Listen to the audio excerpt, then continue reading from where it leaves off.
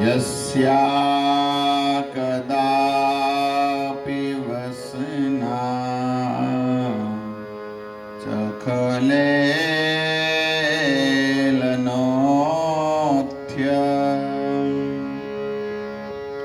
कन्यातिधन्यपवने न कितार्थमानि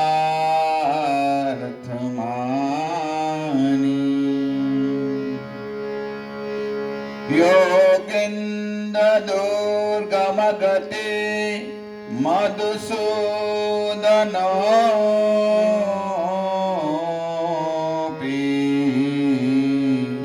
तस्या नमोऽस्तु विश्वभानु भुवो दिशेऽपि कृष्णाय वासुदेवाय हरये परमात्मने प्रणतक्लेशनाशाय गोविन्दाय नमो नमः। नाम संकीर्तनं यस्य सर्वपाप प्रणाशनम् प्रणामो दुःखशमनं तं नमामि हरिपरम् गोवर्धनं धरं वन्दे गोपालं गोपरूपिणम् गोकुलस्सवमेशानं गोविन्दं गोपिकाप्रियं गोविन्दं गोपिकाप्रियम् हरे कृष्णा कृष्ण कृष्ण हरे हरे हरे राम राम राम हरे हरे। हरे कृष्ण।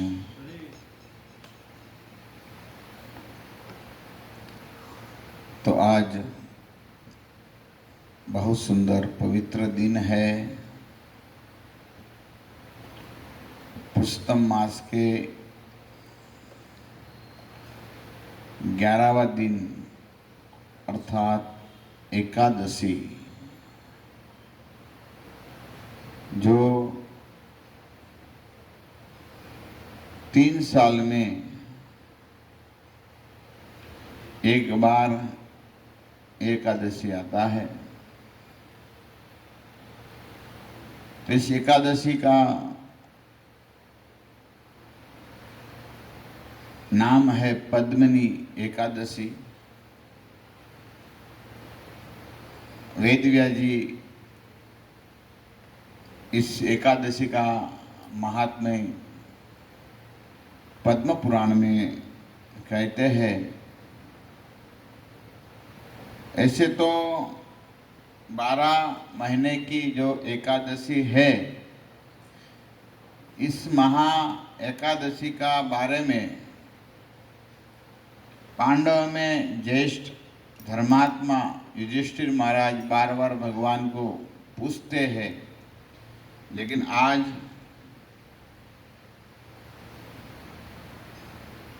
कौन्तेय जिसका नाम है, पार्थ जिसका नाम है, ऐसे अर्जुन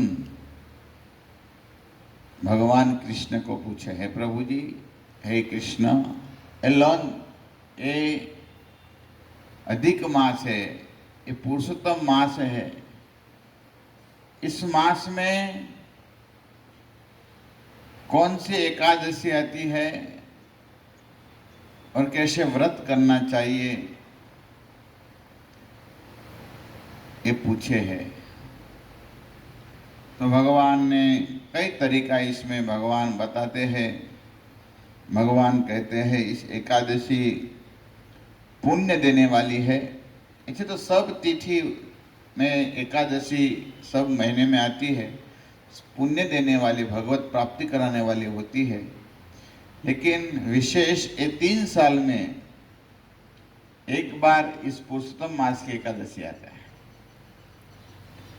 तो ये पवित्र है। तो इस एकादशी का मनुष्य जो नीति नियम अनुसार पालन करते हैं तो विष्णु लोक को प्राप्त करते हैं। अनेक पापों को नष्ट करने वाली है और मुक्ति और भक्ति प्रदान करने वाली है। देखो, भक्त लोग तो मुक्ति नहीं चाहते हैं, लेकिन भक्ति तो चाहते हैं। तो हम कम से कम इस एकादशी का व्रत इसलिए करें, भक्ति को प्राप्त करने के लिए। और भक्ति प्राप्त होती है तो भगवान प्रसन्न होते हैं। तो निश्चित भगवान प्रसन्न हुए तो हमारा कार्य बन गया। वही कार्य है भगवान की प्रसन्नता के लिए, तो हमको सब करना है। तो भगवान द्वारकाधीश बता रहे हैं और कह रहे हैं, भक्तजनों के साथ भगवान के सामने पुराण की कथा सुननी चाहिए। भगवान स्वयं कहते हैं, अपनी पुराण तो भगवान की लीला ही है।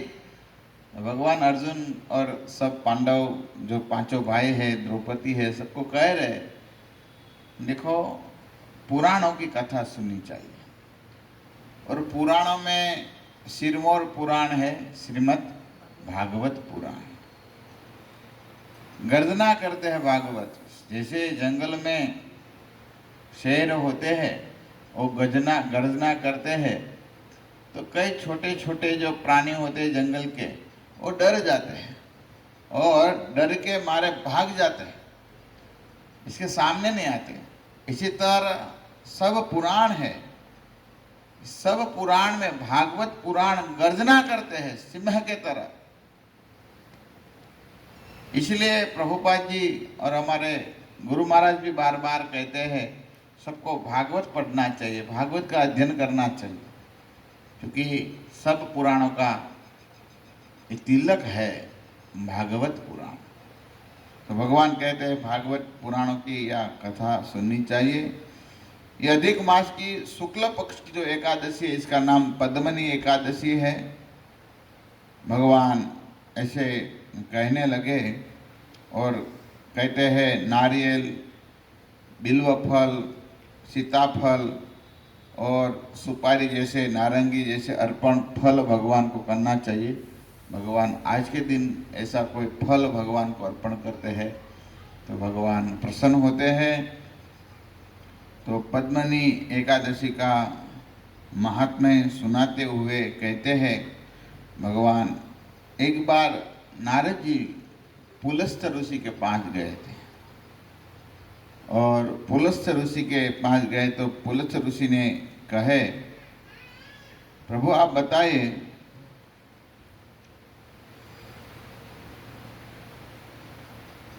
हे महाराज, उस मायावी रावण को जिसने समस्त देवताओं सहित इंद्र को जीत लिया था, रावण ने सब देवताओं को स्वर्ग सब जीत लिया था, और ऐसे रावण को कार्तवीर ने किस प्रकार से जीत लिया। कार्तवीर अर्जुन हो गया ना, सहस्त्र बहु इसका नाम, इसको सहस्त्र अर्जुन भी कहते हैं, तो कार्तवीर अर्जुन भी बोलते हैं। तो वो युद्ध हुआ था इसके साथ, रावण के साथ। तो रावण ने इसको हरा लिया था, पकड़ लिया था, और रावण को पकड़ लिया था कार्तवीर ने। रावण तो कई जगह पर हारा ही है, लेकिन अहंकारी होता है ना, वो हार जाते हैं तो भी अपना मुंह नीचे नहीं करते, मुंडी ऊपर ही रखते। आप सोचिए, वो रावण, आनंद रामायण में कथा मिलती है, और रावण एक बार स्नान करने गए थे। तो ये स्नान करने वाली यहाँ पर जो कथा आ रही है, वो जो कार्तवीर अर्जुन ने इसके साथ फिर युद्ध हुआ था। तो एक बार ऐसे ही वो गए थे घूमने के लिए, तो युद्ध हो गया। अंगद के पिताजी वाली ने पकड़ लिया, वाली ने पकड़ लिया और कहाँ कर दिया, पकड़कर अपनी जो बगल होता है इसमें भर दिया। कई दिन रखे। फिर प्रश्न सबको बहुत होता है ना, फिर वो स्नान करते तो रखते थे कि नहीं रखते थे, तब बाहर रख देते थे, फिर पकड़ कर रख देते थे। आप सोचिए इसकी क्या हालत हुआ होगा। और इतना ही नहीं, फिर रावण बोले यहाँ से कम यहाँ से तो मुक्ति दो, श्वास देने में भी दिक्कत होता है। तब बोले ठीक है, तो मेरा बेटा अभी जन्म लिया है, अभी 2-3 महीना का है, तो आप इसके खिलौने बन जाइए। खिलौने बन गए। गुजराती में के ना घूघरे, रावण से ना घूघरो बनो, 10 माथा वाला घूघरो। અને અંગત આમાં મારતો, ક્યારેક પાટા મારતો। अंगद कभी कभी इसको पैर मारते थे। और इतना ही नहीं हुआ तो फिर एक दिन अंगद बहुत रो रहे थे, और इसकी खिलौना लेने के लिए, इसका आदत हो गई थी खिलौना के साथ खेलना। तब क्या किया, रावण ने कहे ठीक है। रावण की पत्नी तारा, अंगद की पत्नी, अंगद की माँ जो तारा है, इस तारा ने क्या किया, वो रावण का जो खिलौना था ना, वो अपने कमर पर लगा दिया, अंगद के कमर पर, और यहाँ ऐसे घुटने तक रहते थे। और फिर रावण का हर रोज अभिषेक होता था। अंगद छोटे थे ना, तो पवित्र द्रव्य से अंगद का मलमूत्र से अभिषेक होता था, तो भी वो अपना सर ऊपर ही रखता था।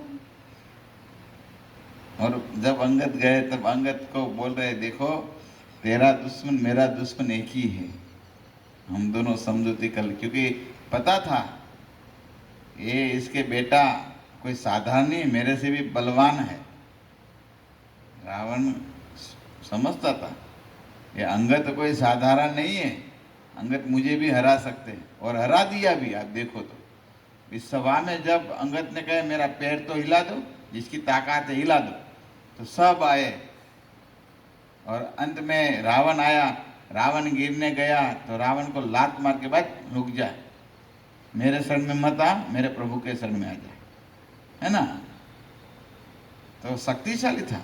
और तब जो रावण ने पग हिला नहीं सका, जो मानो अंगद ने इसको करने दिया होता तो इसकी क्या वैल्यू था, कुछ वैल्यू नहीं रहता। लेकिन देखो भगवान के भक्त होते ना, वो कभी अपने यश कमाने के लिए नहीं कर सकते। धारे तो कर सकते थे और जीत भी सकते थे, लेकिन श्रेय भगवान को दिया, भाई तू मेरे शरण में मत आ, भगवान के शरण में आ। तो एक बार पुलत्य जी ने इस बात को नारद जी को बता रहे। पहले कृतवीर्य नाम का एक राजा राज्य करता था। उस राजा को 100 स्त्रियां थी, उसमें किसी को भी राज्यभार संभालने वाला योग्य पुत्र नहीं था। तब राजा ने आदरपूर्वक पंडितों को बुलाए और पुत्र की प्राप्ति के लिए यज्ञ किए, परंतु जब असफल रहे, जिस प्रकार दुखी मनुष्य को भोग निरह मालूम पड़ते हैं, उसी प्रकार उनको भी अपना राज्य पुत्र बिना दुख प्रतीत हो रहा था। ये स्वाभाविक है, राजा हो और पुत्र न हो तो अपने दुख होता है। भाई इस कारोबार कौन संभालेगा, राजकुमार नहीं है तो दुख होता। तो राजा को दुख हो रहा था। तो ऐसे ही फिर वो कहते हैं, और सभी श्री हरिचंद्र के पुत्री प्रमदा वस्त्र अलंकार का त्याग कर अपने पति के साथ गंधमाधव पर्वत पर चली गई। उस स्थान पर उन लोगों ने 10,000 वर्ष तक तपस्या की, परंतु सिद्धि प्राप्त न हो चुकी। राजा के शरीर की केवल हड्डियां रह गई। यह देखकर प्रमदा ने विनय सहित महासती अनसुया से पूछा, मेरे पतिदेव को तपस्या करते हुए 10,000 वर्ष बीत गए, परंतु अभी तक भगवान प्रसन्न नहीं हुए, इसलिए मुझे एक पुत्र प्राप्ति हो सकता हो, इसका क्या कारण है? पुत्र प्राप्त हो इसका क्या कारण है? क्यों पुत्र नहीं हो रहा है? तो सब क्योंकि मेरा पति ने तपस्या किया 10,000 साल। इस पर अनसुया बोले कि अधिक मल मास जो कि 36 महीने बाद आता है, उसमें 2 एकादशी होती है। इसमें शुक्ल पक्ष की एकादशी का पद्मनी नाम है और कृष्ण पक्ष की एकादशी का नाम परमा है। उनके व्रत को जागरण करके भगवान तुम्हें अवश्य पुत्र देंगे। तो ये भी अच्छी कथा है।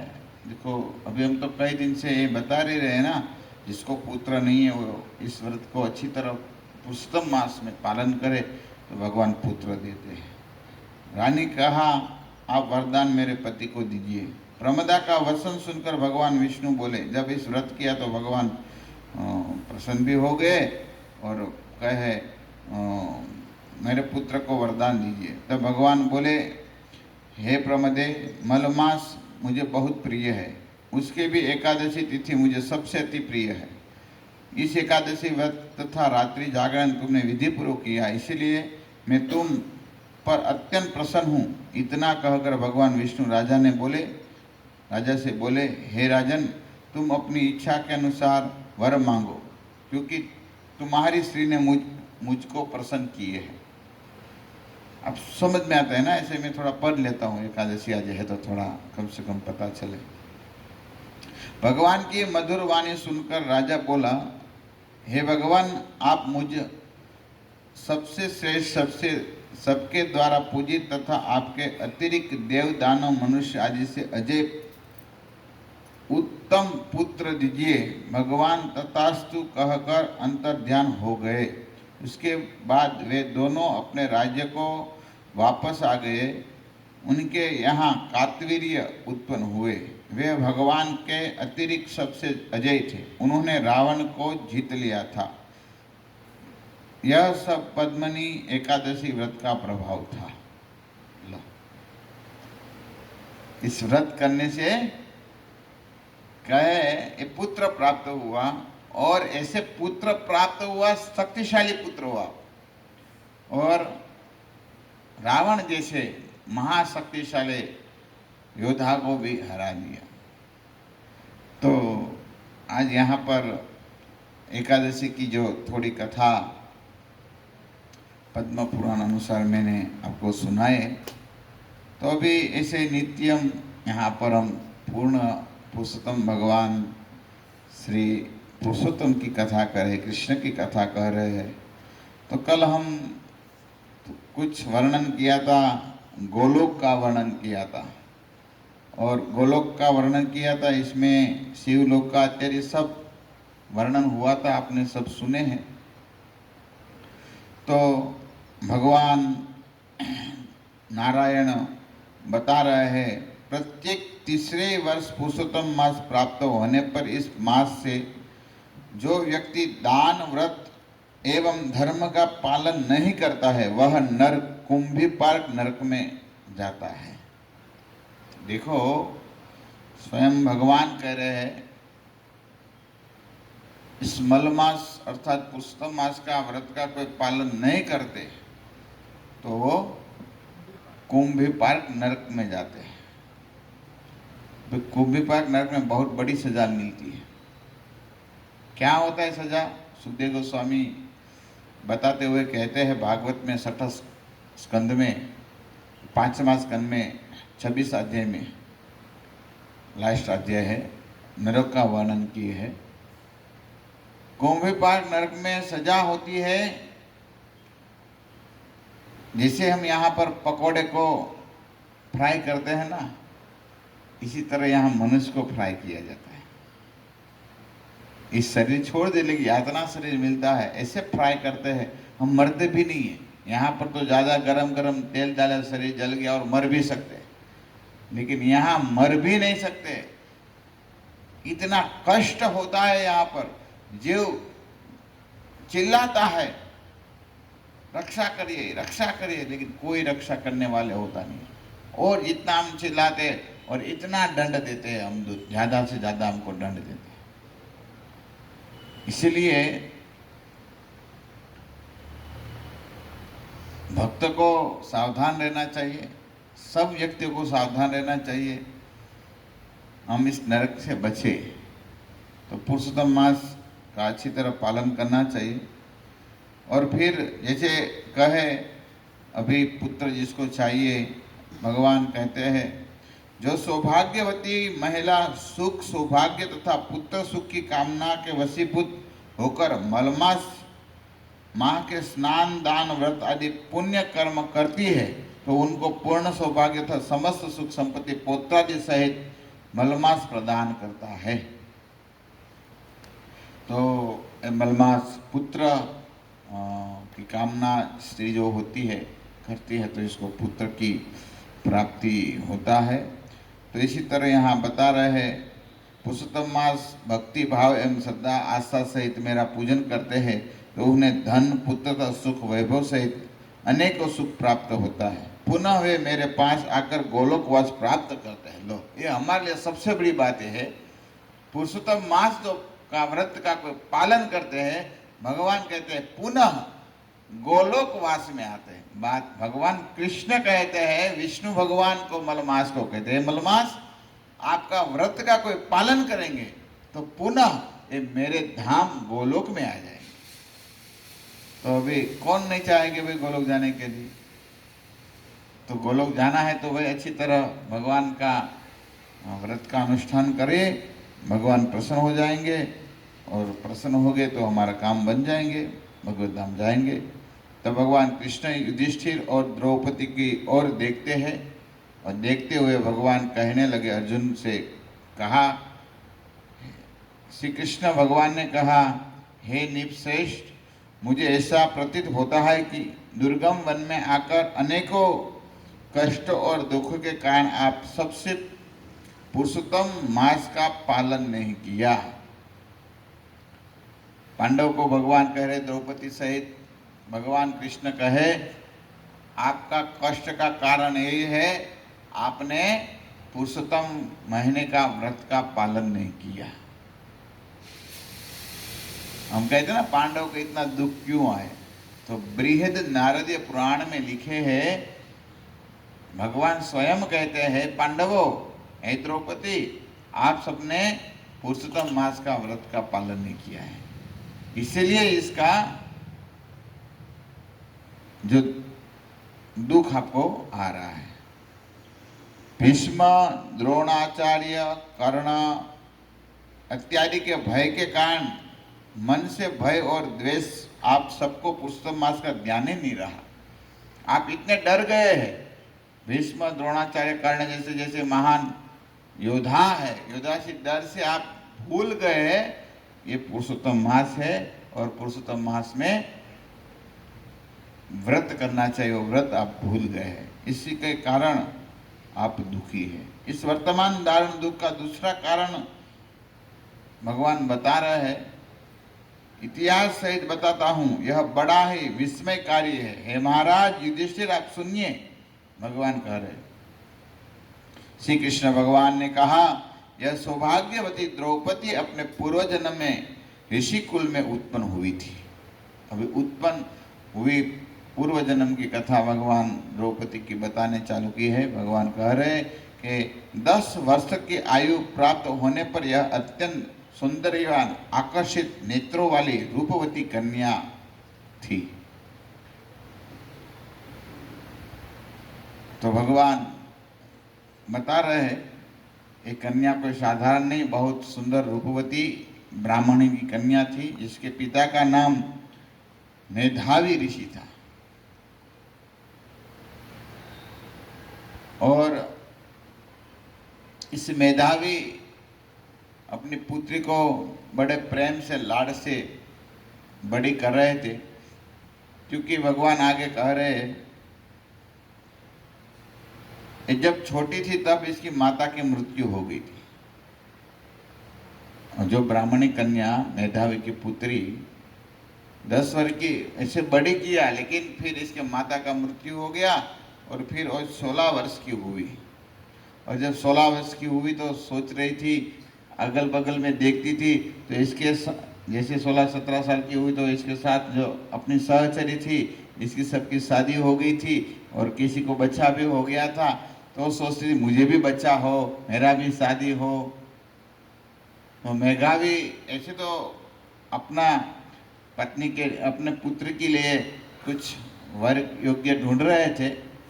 एक बार निकल गए अपने पुत्र की जो कामना पूर्ण करने के लिए, अच्छा पति मिले, ढूंढ ढूंढ कर गए, बहुत दूर गए, पर घर पर आए तो क्या हुआ, पुत्री की चिंता से कोई ऐसा वर मिला नहीं और यहाँ पर घर पर आके और आश्रम में मृत्यु हो गया, पहुंचे और मृत्यु हो गया मेधावी का। और मृत्यु हो गया तो यहाँ आई तो कन्या आई, पिताजी चिल्लाने लगी। तब तो पूरे यहाँ अगल बगल में जो ऋषि लोग रहते थे वो देखे ये तो इस कन्या का आवाज़ है, मेधावी की पुत्री का आवाज़ है। सब आए और देखे तो मेधावी ऋषि ने प्राण त्याग दिया था। तब सब ऋषि व मुनि ने सब इसका अग्नि संस्कार किया और फिर वो भारी विलाप करके रोने लगी। अभी मेरा कौन, मेरा कैसा शादी होगा, कैसा मुझे पति मिलेगा, सब रोने लगे। भगवान द्रौपदी का पूर्व जन्म का चरित्र बताते हैं। और तब द्रौपदी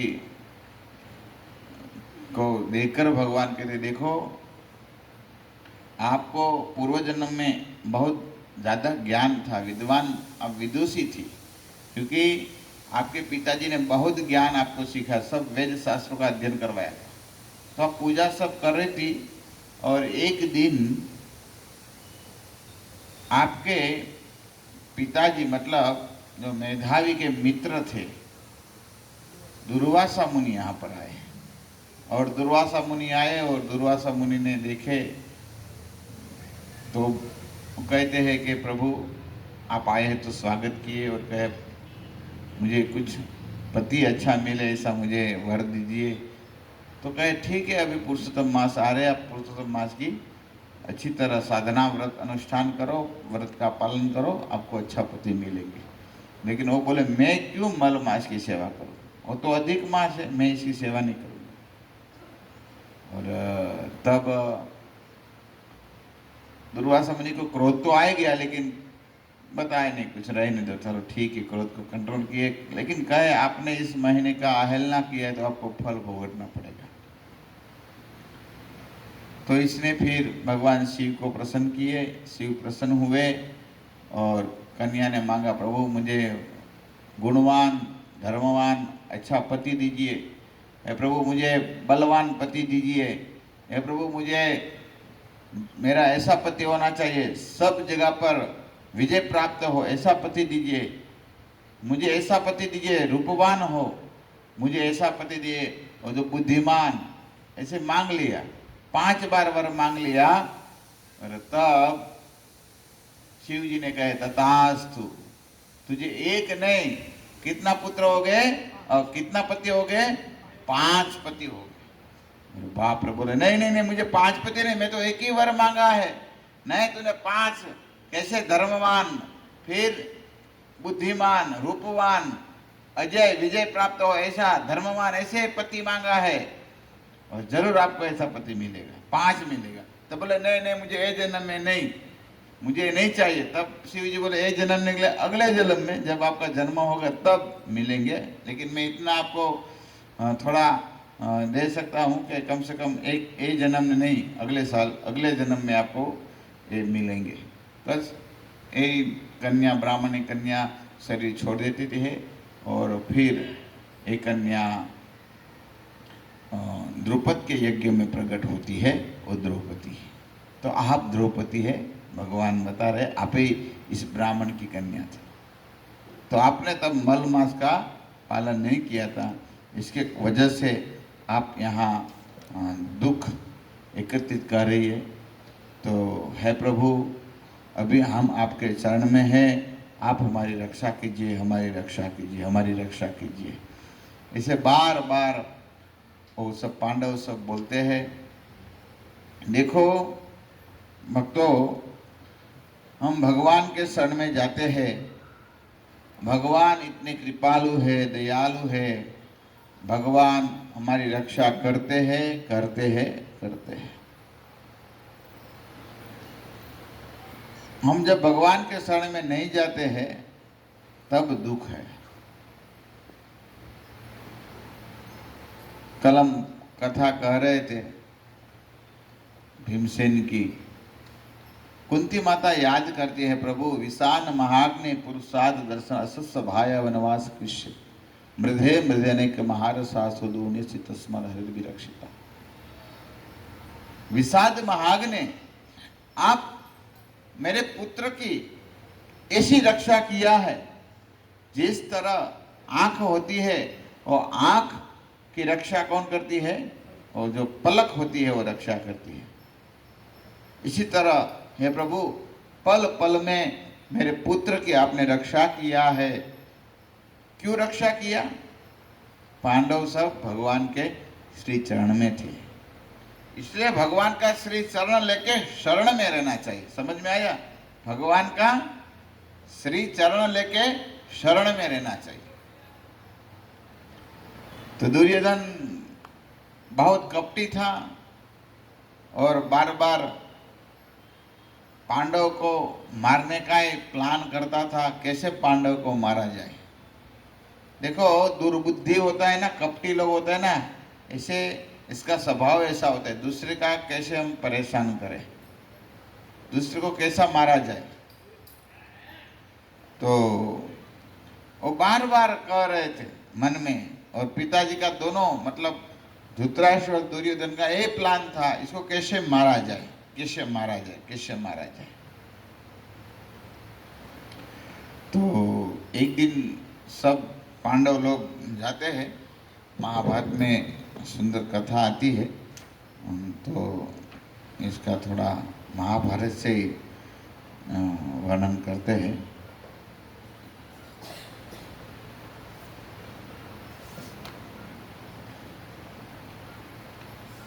एक दिन की बात है,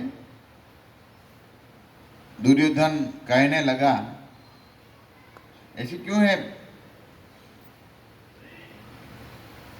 पांडव से डरते थे कौरव, और ज्यादा डरने वाला कोई डराने वाला था तो कौन था?